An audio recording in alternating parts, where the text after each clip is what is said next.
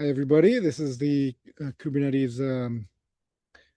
What are we? We're the production readiness subproject. And today is the 21st of January, I think. Yeah. All right, let's get started. Um, Yeah, I mean, my agenda was just basically the schedule. And yeah. then also Sohan is here. He was actually interested in shadowing, and I realized that we haven't actually talked about that this cycle. Sure. So that was pretty much all I wanted to uh, bring up. Yeah. Well, thanks, Kevin. Given our tardiness, probably um, recruiting more shadows is going to be a challenge. But if we have one, that will help. I can. Who did we have last cycle? I mean, you were a shadow, I think, last cycle still, but you are not anymore. Um, Yeah, or at the top we had Matt, Standa, and Anish. I forgot to reach out to Standa earlier today, but I just pinged him, so I'll report to him because I was helping him because he was also based in Europe. okay, Um, I'm guessing you can reach out to Matt, John, because Matt he was no shadowing longer you. he's no longer at Google, so and he's yeah, as far as I know, not involved anymore. Okay. He was an SRE here, but he's not here anymore. Um, And there's still uh Anish, and that will be something that we'll just have to figure out if Anish is here still or interested. not. Yeah, see Joe on the call. Okay, and uh, Kevin, you said Sohan is interested. Yeah. Yeah, Thank you so. yeah. So just to introduce myself, I'm Sohan. I work at Red Hat with Kevin on the Node team, and I participate in SIG Node and started contributing to Cube. So I just want to get some idea about the PR and probably started understanding about the shadowing aspect of it. So that's where I want to kind of uh, wanted to start this ball rolling and Sure. get So, some well, let numbers. me, yeah, I guess I can give, if Kevin's not already giving you an overview, I'll give you a little overview. And we also have another Mhm. person interested in shadowing here. So, um, I mean, so the idea of production readiness reviews in Kubernetes is just to kind of make sure that the CAP authors are thinking about um, the supportability, the operational characteristics of their features, and that we can kind of deploy them broadly across large fleets of clusters and monitor them and make sure you know they're behaving the way they're supposed to behave, and be able to, in the case of things that haven't yet gone to stable, to be able to turn them off again. So we uh, built a series of questions that are part of the KEP, the design document in Kubernetes, and we asked people to answer them and to have a plan for how they're going to do certain kind of testing for how and for troubleshooting for kind of playbook type of things, but basically just kind of the um, you know operational, non-functional kind of requirements that sometimes people forget about when they're focused on their functional requirements. That includes scalability as well. So we want people to think through that. So the process is really heavy in the for the group here in the KEP freeze timeline, and not most of the rest of the cycle. So we end up, because this group of about, I think there's 5 or 6 of us now. I think 6 now with Kevin. We review every single cap going, coming in or graduating. And some are super easy because they're like going to stable, and all we're doing is verifying that they've they've already done most of the work, right? And then we're just verifying that it's all been followed through on. But the beta ones are probably the hardest. The alpha ones were sort of like make sure it's not going to be disastrous and that you can turn it on and off. But the beta ones is where a lot of the heavy lifting and making sure they've analyzed everything properly is. So the shadow program, the process overall is people answer these questions, we review their answers, which you can't just review them in isolation. You have to understand the design. So we end up reviewing the whole design in general, and often commenting on that as well. It tends to require a fair bit of breadth across the project and understanding how different components work and how all the components fit together. But in general, we review all the answers to those questions. We make sure that the answers are satisfactory, and that some of those common things we see are like missing metrics, things like that are pretty common. And in order for the CUP to proceed in the release, it has to be signed off by one of the approvers in this group. The shadow program, the idea is to train people up to understand how to do these reviews, and eventually, hopefully, it's not necessary, but we hope that you would eventually become an approver. In the shadowing, but the shadowing does kind of take some burden off of the approvers because it allows the sort of the first pass of checking and making sure that the first pass is often you didn't answer this, or really clear things of like this is just you haven't even addressed this sufficiently. So the usually if you want to become an approver, it's going to take a number of cycles of shadowing, because we have a list kind of criteria. You have to get experience reviewing caps that are going to alpha, going to beta, going to stable. You have to get them across different SIGs, and they have different kind of challenges in them, and so we have a kind of a checklist, and then the other big aspect is that the other approvers have to sort of look at the quality of the reviews you're doing and agree that that they're thorough enough and that the judgment is there. So that's kind of the process for going from shadow to approver, which can take quite a while, as I think which is okay. I mean, it's a great learning experience. You'll learn a lot about the project in general. Any questions on that? No, I think that sounds good. Yeah, it's my first time, so probably I'll also learn this in this process. So yeah, Yeah, of course. makes sense. And so the work, the way we do the process is there's a board in GitHub that there's this sort of release tracking board that the whole release team uses, and we have a tab on that. And that tab, we have a couple of columns that we control where we keep notes. So like we'll assign, there's going to be 80, anywhere from 60 to 100 caps, typically around 80, that are moving through stages. And we divide them up amongst the approvers. What we found to be best with the shadows is to pair a shadow with an approver. Probably over multiple cycles, we should shift who somebody's paired with, but sometimes time zone and it just makes it easier. But the shadow will kind of do a first pass.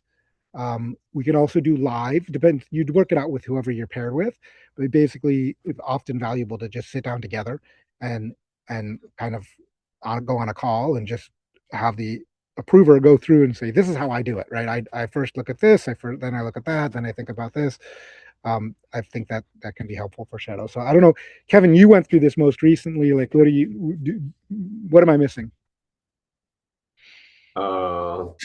Yeah, I think you covered everything. A lot of times what I was doing was also just making sure we find assignees to the PRR. Right now, we don't have much automation for finding the right author or the right author. So when the board when people get the new keps added to the board, they usually show up with not having an owner. So I was kind of going through and getting those assigned.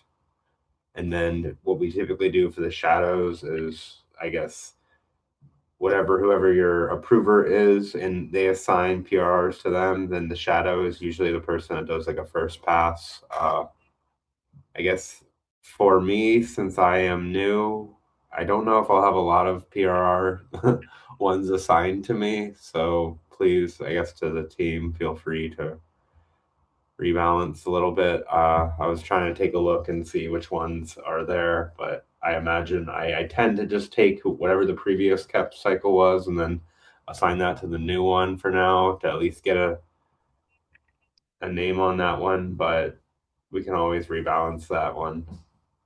Yeah, so that's typically what we do because, like I said, you have to be familiar with the design. It's usually more efficient if somebody carries a kep all the way from alpha to beta to stable. Um, Otherwise, somebody else has to get like fully up to speed on the details of the design, which just is a little more overhead. Um, so yeah, that sounds great. Well, um, the schedule, as you said, Kevin, is looking at the February 11th. So the last few cycles, we've had them give us a kind of there's a soft deadline where we ask people, well, it's not that soft anymore. We we ask people to have it has to be ready for production readiness review by a week earlier than KEP freeze. That gives us time to actually do the reviews and get a back and forth with people. Um, we can expect uh, that week from February 4th to February 11th to be pretty busy with these reviews. Anything we can do to take them off the table sooner for the people who are ready is a good thing. Um, so, um, yeah, I guess next step for us is pair anybody who wants to shadow with um, an approver and take a look at what we can right now. Kevin, sounds like you already did some of that. What's been assigned and kind of clear your schedule for that week. Um, it tends to be um,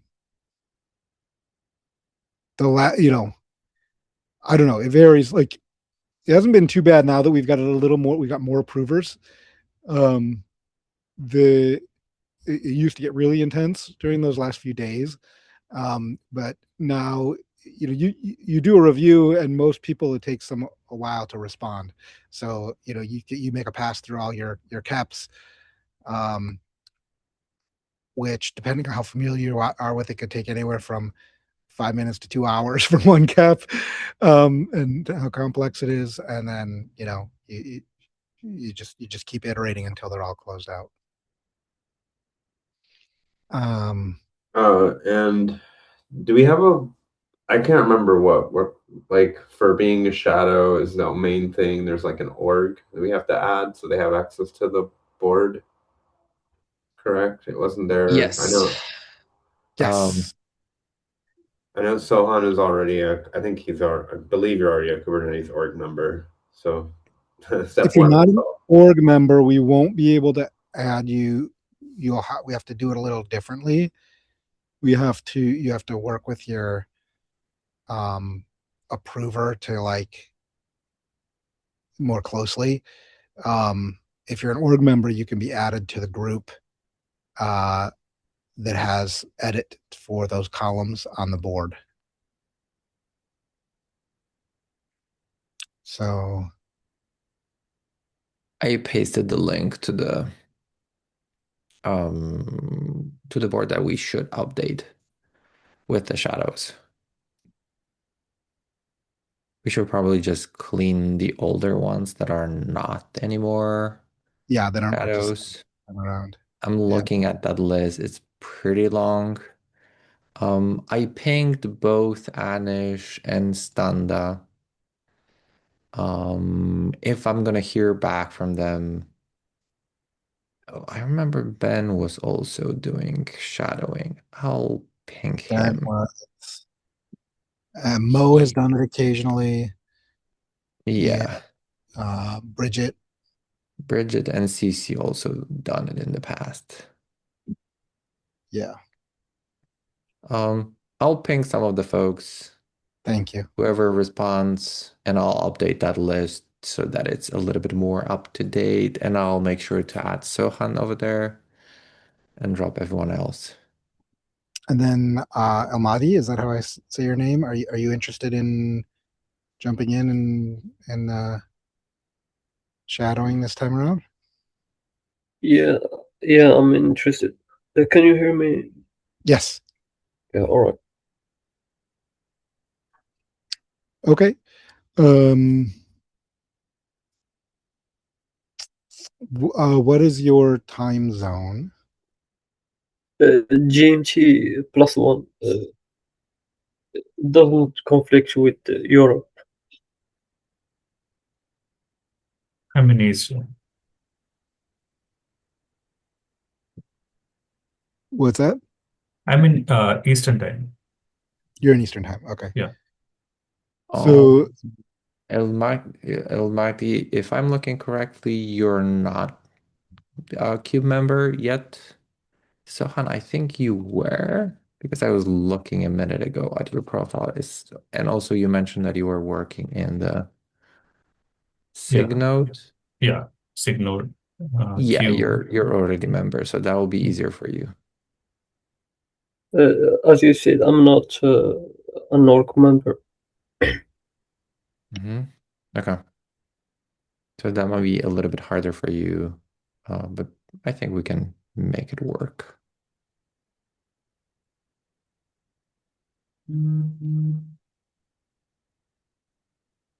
Yeah, I guess the one thing for the approvers, does anybody have any PTO that we should be aware of for the PR cycle?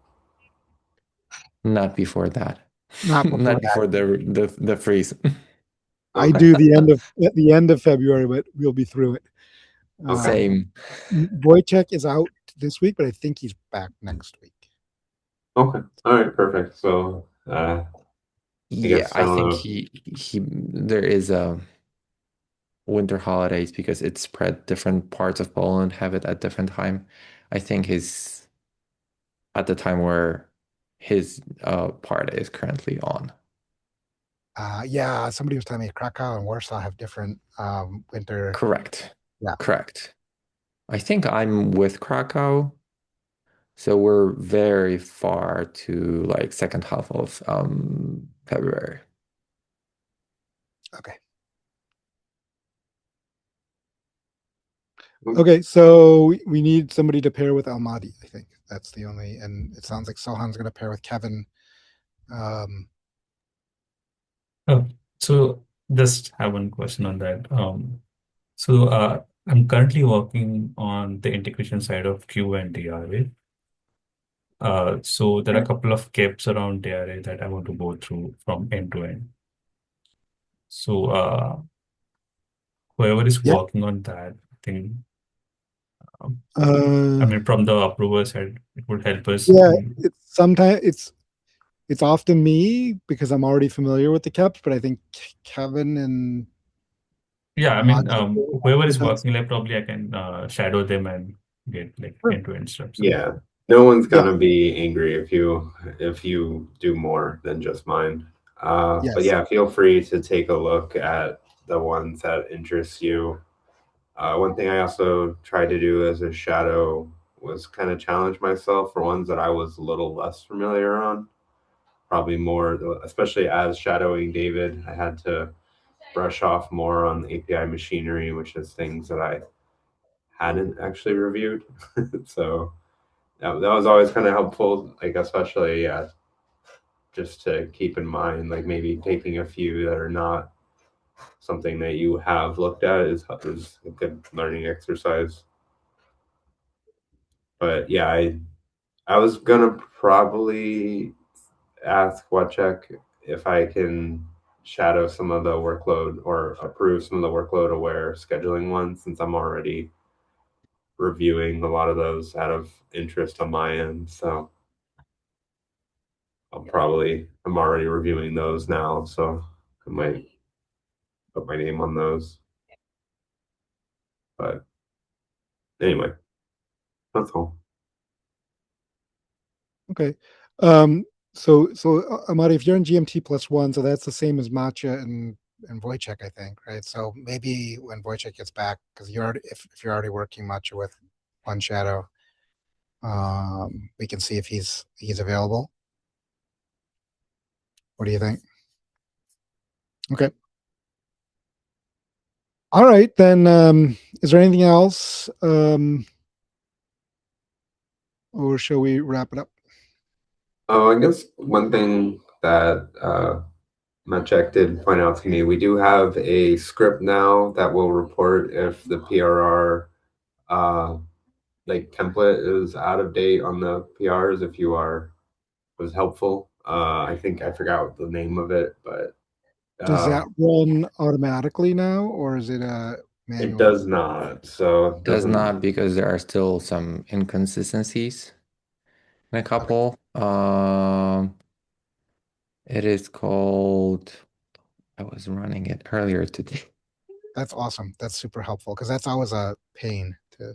Yeah. Yes, it definitely is at least a starting point. I think that was this one. Yeah, this is the script. So if you just run div talk versus template sh, it basically compares the table of contents between the template and the actual cap, but it's good enough to catch missing questions Right. because that's literally what I did when I run it against Kevin's PR because it was able to catch a missing question in the PRR. Okay. The goal eventually will be to make it a blocking job in a pre-submit, but we're not there yet. There are some gaps here and there, so probably we'll need some. So that should be something we do each, for everyone you review, especially probably the shadows could do that for a check before as part of that first pass review. Yeah, it's always also really important on longer caps. I find those are the ones that miss it a lot more, and it's always hard to. They all look the same in my Yeah. eyes. So And it's also harder when you're going through a beta or stable where only parts of the doc are updated. Mhm. And so you're basically jumping with the current between the current version and the PR because in the alpha they are just filling in the template.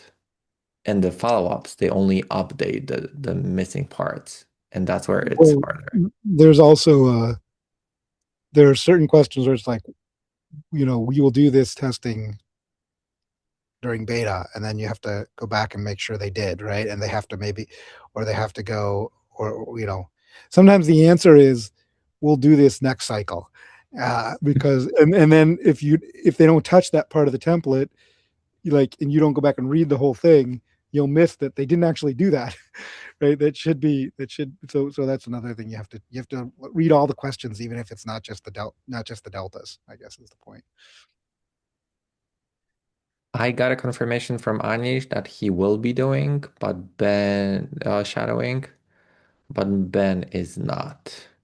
So Okay. I'll leave Anish assigned to Joe, just like he was last time. Okay.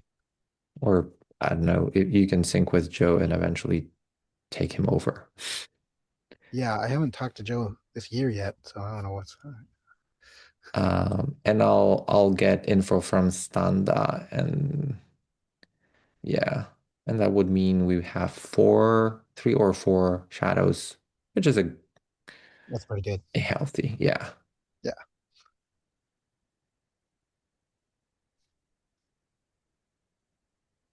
All right. Well, happy New Year, everybody, and happy new cycle.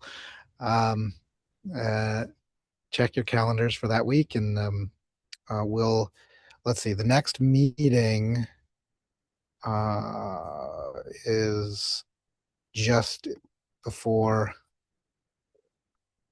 Oh yes, The 4th. It will be The on 4th. the PRR freeze date, basically. Okay, so we probably won't meet because we'll be busy. Oh no, the 4th we can meet on the PRR freeze, not the cap freeze date. Yeah. Yes, Okay. it's a PRR freeze. Yeah, let's plan to meet. Then that'll be right as we launch right as we get started, just to make sure everybody knows what they're doing and we've got all the assignments done.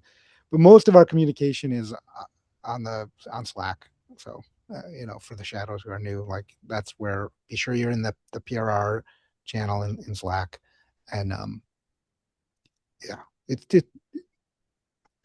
a pretty easygoing group. So. All right, everybody. Well, then, if there's nothing else, have a great rest of your day. Take care. Good to see y'all.